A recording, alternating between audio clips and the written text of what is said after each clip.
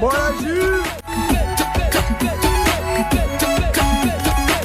Sim, uma coisa que eu não via muito, mas eu descobri hoje, é o teu lado músico, né? E como surgiu isso? Você também já desde criança já tocava, já era voltado para esse lado de músico?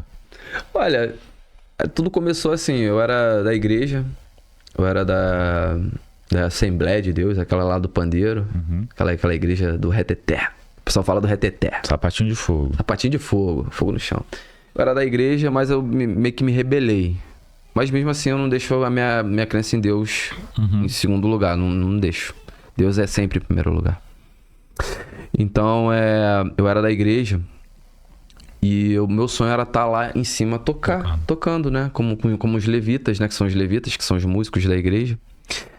Então, eu ficava olhando assim, eu tenho um primo de consideração que ele era guitarrista. Então, ele me ensinou alguns acordes, algumas notas e tal. Aí eu, legal. Aí eu falei com o pastor, meu sonho é tocar ali, cara. Pra eu tocar ali tem que ser batizado. Aí eu falei assim, mas eu não sou batizado. Aí ele, tá, desculpa. Beleza, aí parei. Aí pegava o violão numa pracinha mesmo, assim. Ficava tocando violão com o pessoal do rock mesmo, do rock. Aí tocava. Aí eu comecei a desenvolver, tipo, aí cada um... Perdão. Eu começava, tipo assim, desenvolver com um, desenvolvia com o outro, alguma técnica, alguma coisa. Tentava tirar uma... A primeira música que eu toquei foi do Nirvana, que todo mundo toca essa música, que é a Smell Like Spirit. Que os acordes são fáceis? Muito fácil. São 4... De inicial são 4 acordes. Aí eu aprendi ali e depois dali comecei a ter paixão por outras bandas. Aí comecei a gostar do Dream Theater, que é uma banda muito técnica. Hoje existem umas bandas... Hoje em dia existem bandas assim um pouco mais técnicas, né? O rock hoje em dia tá uma coisa muito ampla. Beleza. Aí um belo dia o pastor descobriu que eu era faixa preta de kickbox. Aí queria que eu desse aula na igreja. Falei, não vou dar aula não, porque eu não sou batizado. Como é que eu vou dar aula? Deu troco, né? Deu troco, definitivamente. Mas a minha intenção não era dar o troco, mas eu tava esperando o pastor falar.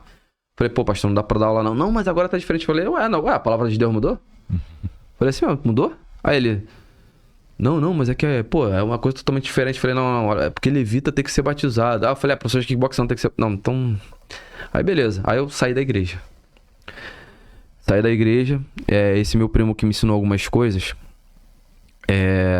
Uma vez eu lá em casa, eu tinha um estúdio lá em casa. Era menor que aqui, cara. Como é que cabia 5 pessoas dentro do estúdio? De um quartinho. Um som do caramba. Tinha um vizinho que tinha acabado de ser pai. Nossa. Uma barulheira. Não tinha acústica. Não tinha acústica, não tinha caixa de ovo, não tinha nada. Aí eu entrei, aí eles estavam tocando Sepultura, né? Uma banda que era de um amigo meu. Aí eu entrei e comecei a cantar a música do Sepultura, que eu sempre fui... Ele, cara, tu tem uma voz boa, cara, pra cantar rock, metal. Aí eu, tipo, minha garganta foi pro caramba, né? Aí eu... Tá, toca essa daqui do Sepultura. Dali surgiu uma banda cover de Sepultura. Isso lá em 2006. Aí minha mãe foi lá... minha mãe ia em todos os shows. Em todos. Aí... Comecei a cantar e tal. Aí depois eu desenvolvi as técnicas do contrabaixo, do violão e tal. Que tem um pouco assim de amplitude, né? Dentro das 4 cordas e das 6 cordas. Que são as notas bem parecidas.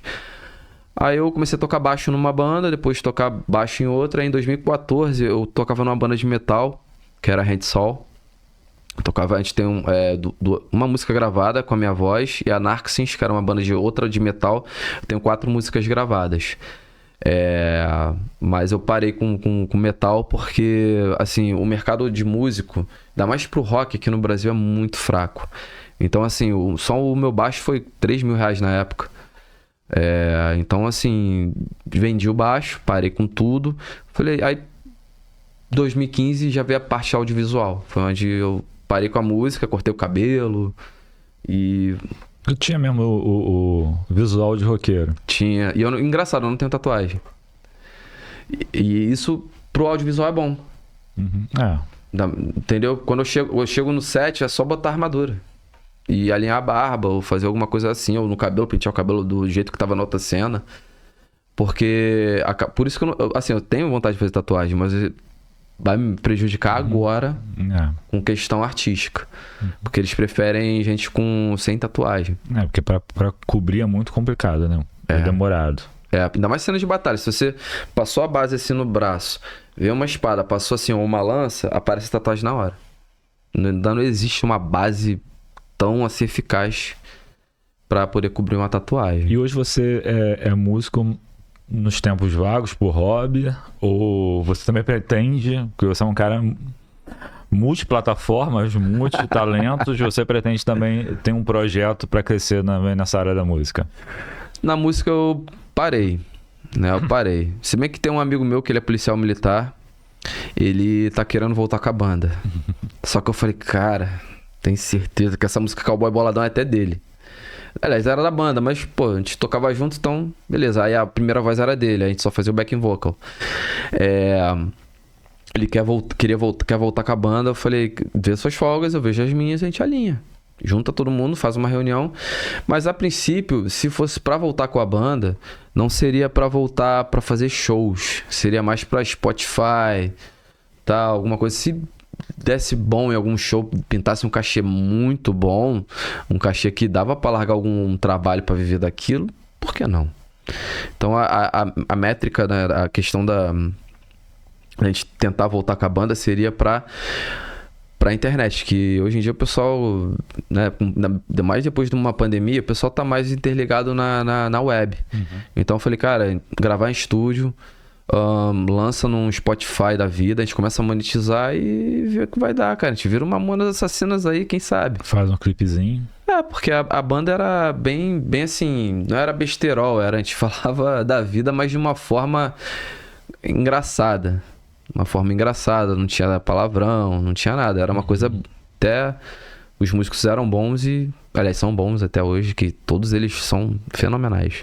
Mas voltar com banda, assim, seria só se fosse esse caso. A princípio não um show, mas sim gravar num estúdio e lançar numa plataforma.